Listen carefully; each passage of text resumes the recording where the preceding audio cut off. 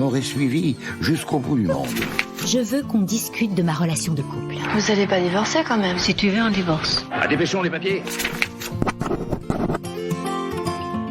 Le divorce, c'est la fin de quelque chose. Mais j'ai envie de croire que c'est aussi, et peut-être surtout, le début d'une nouvelle page à écrire.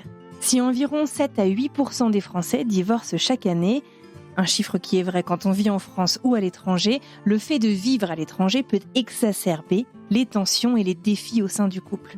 La distance, l'adaptation à une nouvelle culture, l'éloignement des réseaux de soutien traditionnels, tout autant de raisons qui mettent souvent les relations à rude épreuve.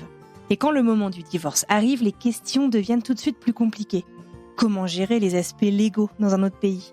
Comment faire reconnaître le divorce depuis l'étranger ?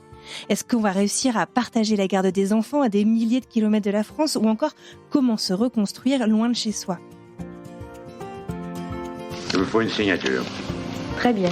Ce mois-ci, French Expat vous invite à plonger au cœur de ces questions complexes. Vous entendrez des histoires de personnes qui ont traversé ces épreuves, des parcours de reconstruction après une séparation loin de chez soi, des décisions prises pour survivre face à des situations intolérables ou encore des témoignages sur la manière dont on peut partager la garde des enfants à l'étranger sans perdre de vue leur bien-être, mais aussi sans s'oublier soi-même.